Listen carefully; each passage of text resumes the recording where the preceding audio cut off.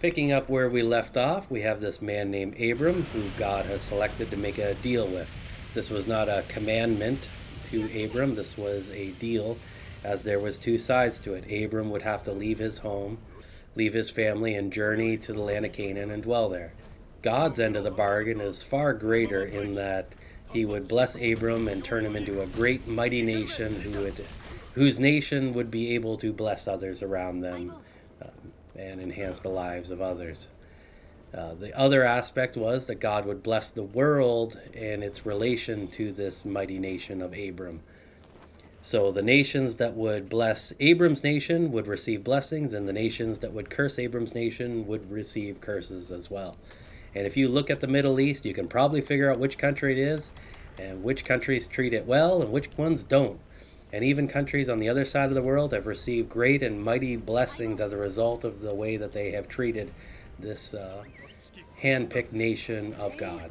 So when Abram arrived in the designated area, he saw that there was a great famine in the area and he had to leave, so he went down to Egypt and hung out there for a while. Some shenanigans ensued and they were kicked out of Egypt, and that's where we are today, picking that up. Not Abram still in Egypt. Genesis 13:1. So Abram went up out of Egypt, he and his wife and all that he had, and Lot with him, into the south. So there we go. They're leaving Egypt because they got kicked out for the shenanigans that previously ensued. So we're going to continue on. Genesis 13:2. Now Abram was extremely rich in livestock and in silver and in gold. So Abram was a shrewd negotiator, as we'll see later on in a couple chapters. But before that, I presume that he had a great deal of wealth when he was in his father's house. He was 75 years old, was probably making money since he was at an earlier age, and was able to amass quite a bit of a fortune. And as they were traveling to the land of Canaan, then from the land of Canaan down into Egypt, he was probably negotiating with all the different groups along the way and was probably expanding his riches in that time. And then when they got to Egypt, he received a great amount of bribes from the Pharaoh and probably did a lot of business dealings down there. So when they left, he had even more wealth than when they first started. So that's always nice. And it is kind of well known that Abram's descendants are very shrewd negotiators and masters of commerce. Genesis 13:3. And he journeyed on from the south as far as Bethel, to the place where his tent had been in the beginning, between Bethel and Ai. So they're back to where they started. So they're probably in Egypt for a season, long enough for this famine to kind of end, so that they're going to be able to go into the designated country, and probably the added wealth that they amassed and the expanse of their caravan probably is going to help in that procedure as well, if it comes to creating a great and mighty nation.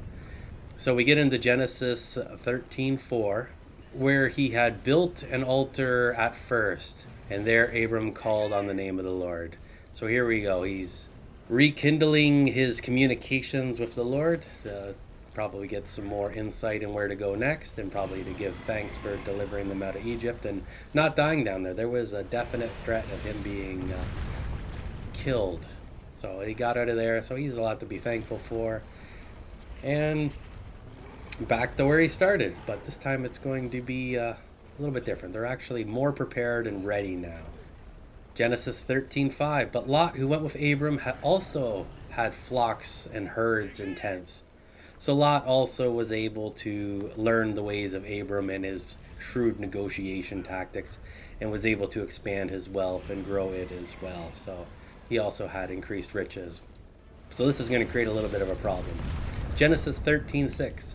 Now the land was not able to nourish and support them so that they could dwell together, for their possessions were too great for them to live together.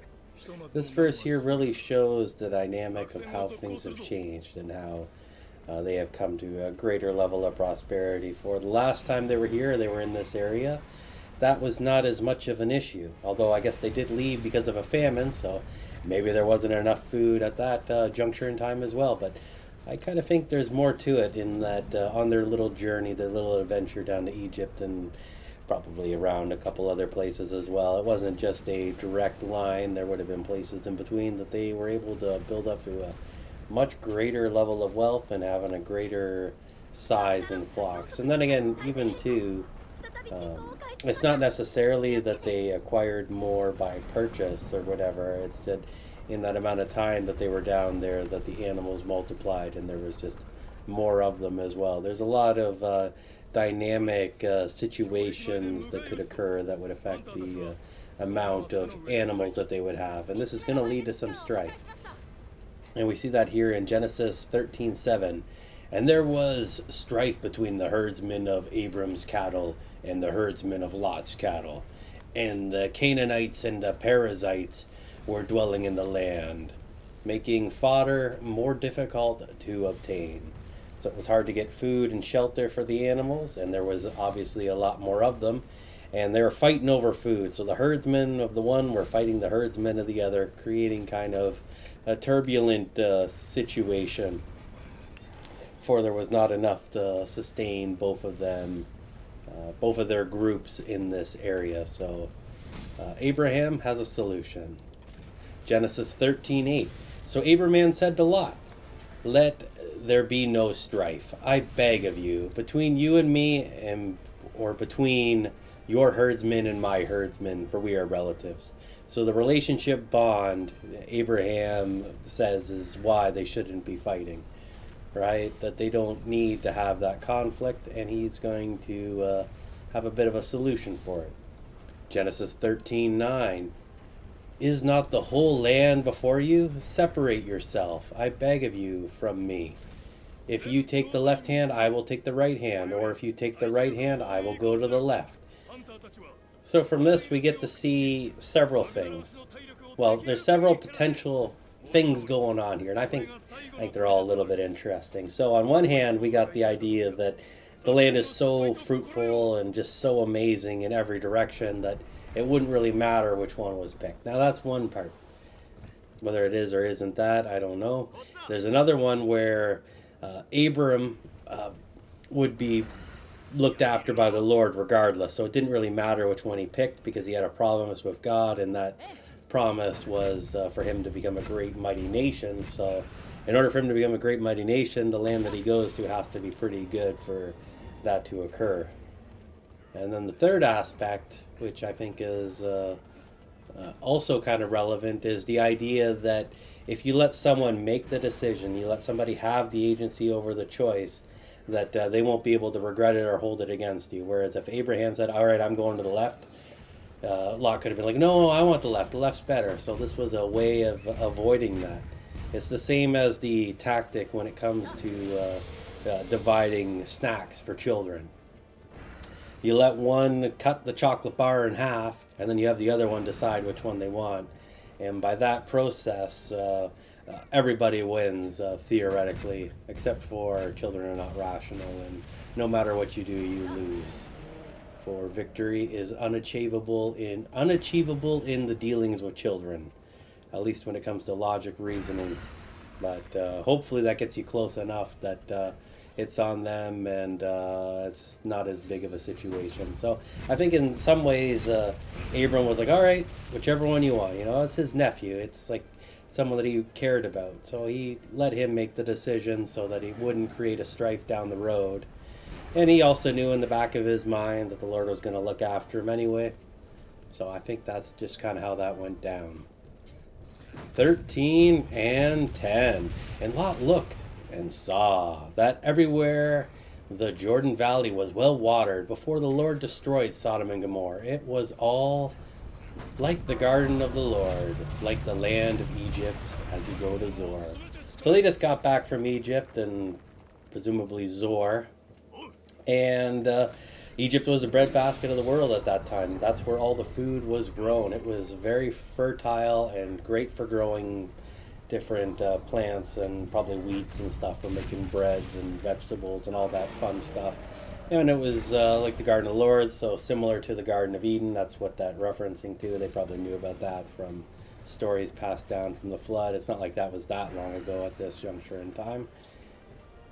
The other aspect, we have that it's well watered. When you have a whole bunch of animals and whatnot, being able to give them water from a watering hole relatively easy is a good thing to do. And water is also really good for irrigation and the growing of plants, so it made for a really nice place to set up shop. And we see here in Genesis 13:11, then Lot chose for himself all the Jordan Valley, and he traveled east, so they separated. So he separated, he went off to the east to hang out in this Jordan Valley, and he was going to set up shop there with all of his servants and other members that were with him, his wife and whatnot, and their animals, and they were going to set up shop over there, and that's good. Now we're back to the star of the show. Genesis 13:12. Abram dwelt in the land of Canaan, and Lot dwelt in the cities of Jordan Valley, and moved his tent as far as Sodom and dwelt there. So that is Lot dwelling near Sodom. Abram was still in the land of Canaan. Genesis 13:13. But the men of Sodom were wicked and exceedingly great sinners against the Lord. So that's where Lot is. Lot looks to the nice land and decides to go there, and it turns out that it is filled with a bunch of great sinners against the Lord. And if you know anything about the word Sodom and Gomorrah, it's not going to end well, but I'm not going to spoil that here, and we're going to get to that later, and it is quite a crazy story. So bear with me. I think that's a couple chapters from here. Back to Abram again, the star of our show. Genesis 13:14. The Lord said to Abram, after Lot had left him, lift up now your eyes and look from the place where you are. Look northward and southward and eastward and westward. So here's the Lord is telling him to look around in all directions. Genesis 13:15. For all the land which you see I will give you, and to your prosperity forever. So this is going to be the eternal homeland of Abram and Abram's descendants. And that's kind of a wonderful thing. This is one of the promises of God, that he has given this land to Abram. Genesis 13:16. And I will make your descendants like the dust of the earth, so that if a man could count the dust of the earth, then could your descendants be counted? Well, there's no man that can count the dust of the earth. Even with supercomputers today, I don't think we could accurately count the amount of dust on the earth. We might be able to get close, but I think the degree of error would be absolutely tremendous if you're talking about an exact amount.